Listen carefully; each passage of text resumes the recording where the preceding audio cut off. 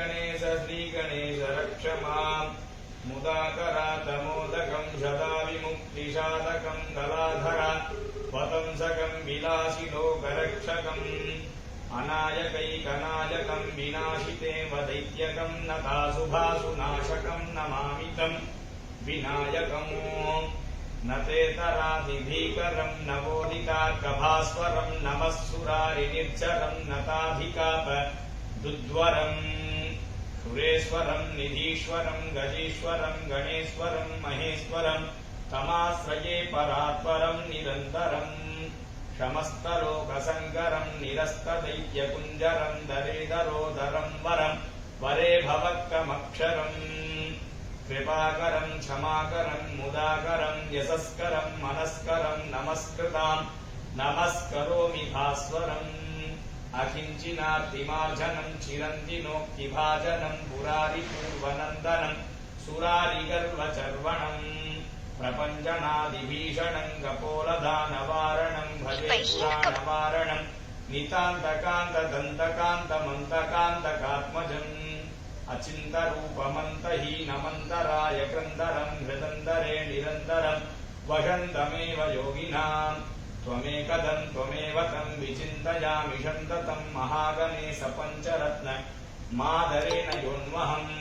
प्रजल्पतिप्रभातके हृदे स्मरन् गणेश्वरम् आरोग्यताम् अदोषतां सुसाहितिं सुपुत्रताम् क्षमाहितायुरष्टभूतिमव्यपैति सोचिरात् वक्रतुण्डमहाकाय सूर्यकोटिसमप्रभ निर्विघ्नं कुरु मे देव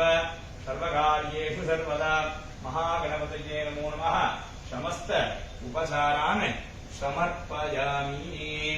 चतुर्भुजं प्रसन्नवदनं ध्यायेत्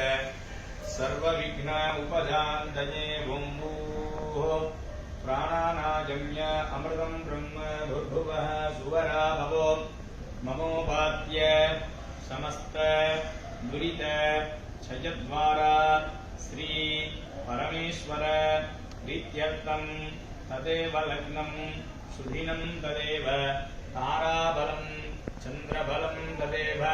विद्याबलं दैवबलं तदेव लक्ष्मीपतेधे गौरीपतेधे वाणीपतेधे आङ्घ्रियुगं स्मरामि करिष्यमाणस्य कर्मणः आदौ विघ्नेश्वरपूजां करिष्ये आदौ श्रीमहागणपतिपूजां करिष्ये ॐ गणानां त्वा गणपतिं हवामहे कविं कवीनामुपमस्रवस्तमम् ज्येष्ठराजं ब्रह्मणां ब्रह्मणस्पत आनशृण्वन्नोतिभिः श्रीगजाननं महागणपतये नमः ध्यायामि महामहे समे कामान् कामकामाय मह्यं कामेश्वरो वै श्रवणो दधातु कुबेराय वै श्रवणाय महाराजाय नमः वैश्वानराय विद्महे लालीलाय धीमहि तन्नो अग्नि प्रचोदयात् ॐ अग्नये नमः ॐ यमाय नमः ॐ हृदये नमः ॐ वायवे नमः ॐ ईशानाय नमः ॐ कुबेराय नमः ॐ यमाय नमः ॐ विष्णुवं देवो बृहस्पतिः ध्रुवन्त इन्द्रश्चाग्निश्च रात्रं धारयतां ध्रुवं सर्वदैव विचाचरिः इन्द्रैर्देहध्रुवत्तिष्ठा इहराक्रमुदारया अभिरिक्तप्रदन्यतः अधरे सन्तु सत्कवः इन्द्रैर्ववृत्रः तिष्ठा अयं मुहूर्तः शुभमुहूर्तोऽस्तु शुक्रविघ्नमस्तु ॐ गुरुब्रह्मा गुरुर्विष्णु गुरुर्देवो महेश्वरः गुरुसाक्षात् परब्रह्म तस्मै श्रीगुरवे नमः गुरवे सर्वलोकानां विषजे भवरोगिणां निधये सर्वविद्यानां श्रीदक्षिणा मूर्तये नमः सद्गुरुभ्यो नमः हरि सम्पूजयामि ॐ सुमुखाय नमः ॐ एकदन्ताय नमः ॐ कपिलाय नमः ॐ गजग ऋषिवर्णकाय नमः ॐ लम्बोदराय नमः ॐ विकटाय नमः ॐ विघ्नराजाय नमः ॐ विनायकाय नमः ॐ धूमकेतवे नमः ॐ गजाननाय नमः ॐ गणाध्यक्षाय नमः ॐ बालचन्द्राय नमः ॐ शूर्पकर्णाय नमः ॐ हेरम्बाय नमः ॐ स्कन्दपूर्वजाय नमः श्री महागणाधिपतये नमः नानाविध परिमल पत्रपुष्पाणि समर्पयामि गणानान्त्वा गणपतिं हवामहे कविं कवीनामुपमस्रवस्तमम् ज्येष्ठराजं ब्रह्मणां ब्रह्मणस्पद आनस्कृह्णन्नोतिभिः सीद साधनग्धु स्वाहा एकदन्ताय विद्महे वक्रतुण्डाय धीमहि तन्नो दन्ती प्रचोदयात् स्वाहा ॐ नमो व्रातपतये नमो गणपतये नमः प्रमथपतये नमस्ते स्तुलम्बोदराय एकदन्ताय विघ्नविनाशिने शिवसुताय श्रीवरदमूर्तये नमो नमः स्वाहा नमः स्वाहा ॐ नमः ह्रीं नमः विष्णुमाया स्वामिने नमो नमः स्वाहा ॐ नमः ह्रीं नमः विष्णुमाया स्वामिने नमो नमः स्वाहा ॐ नमः ह्रीं नमः विष्णुमाया स्वामिने नमो नमः स्वाहा विष्णुमाया स्वामिने नमः ॐ नमः ह्रीं नमः करङ्गुट्टिस्वामिने नमो नमः स्वाहा ॐ नमः ह्रीं नमः करङ्गुट्टिस्वामिने नमो नमः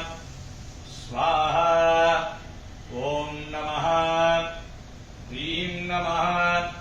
करङ्गुट्टिस्वामिने नमो नमः स्वाहा करङ्गुट्टिस्वामिने नमः ॐ नमः ह्रीं नमः कृष्णगुट्टिस्वामिने नमो नमः स्वाहा ॐ नमः ह्रीं नमः कृष्णगुट्टिस्वामिने नमो नमः स्वाहा ॐ नमः ह्रीं नमः कृष्णगुट्टिस्वामिने नमो नमः स्वाहा ॐ नमः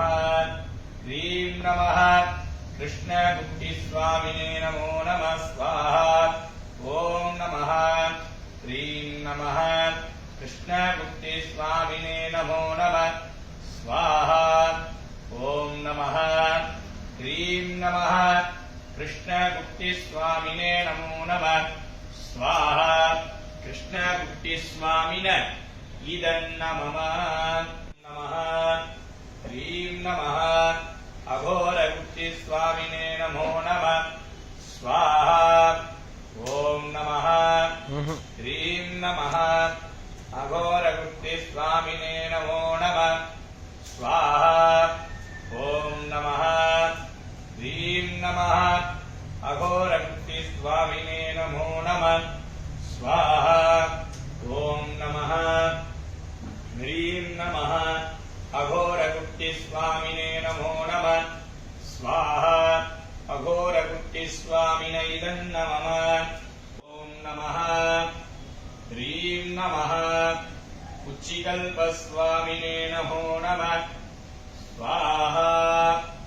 ॐ नमः ह्रीं नमः उच्चिकल्पस्वामिने नमो नमः स्वाहा ॐ नमः ह्रीं नमः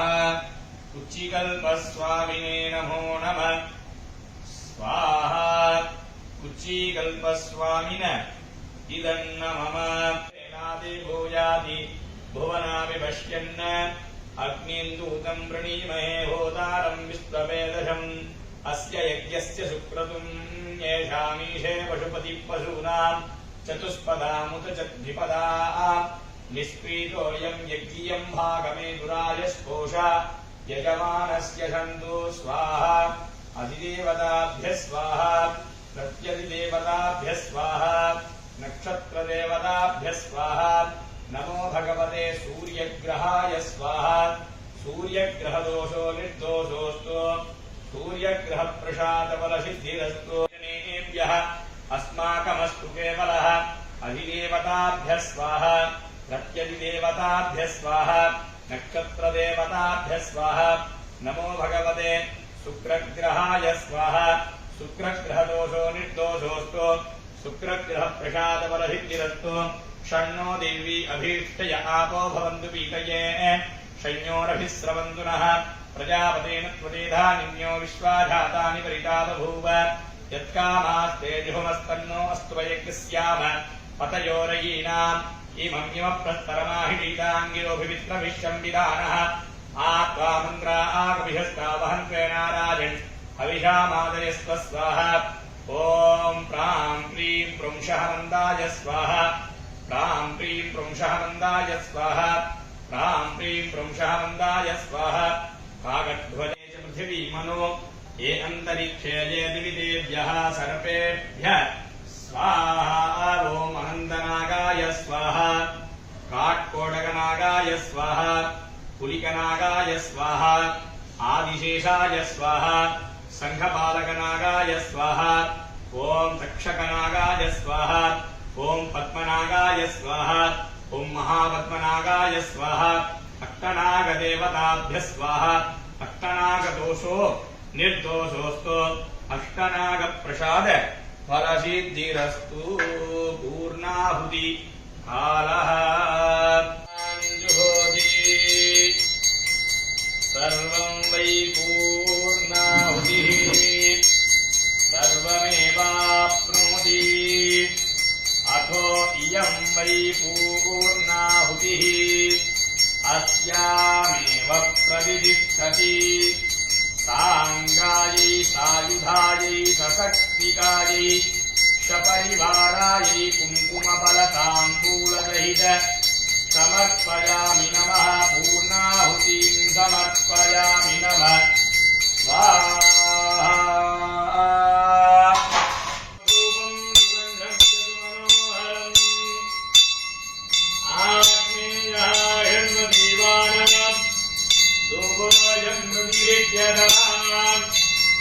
शास्यं द्रवस्तिषं युक्तं मह्निनां योनितं वजा ग्रहाणमङ्गलं दीपं त्रैलोक्य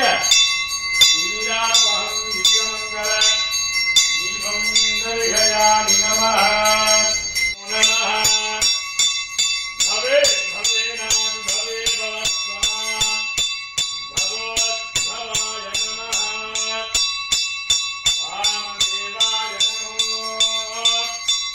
ज्येष्ठाय नमः श्रेष्ठाय नमो रुद्राय नमः काराय नमः कलभिकर्णाय नमो बलभिकर्णाय नमो बलाय नमो बलप्रमदनाय नमः सर्वभूतगमनाय नमो मनोन्मनाय नमः अघोरेभ्यः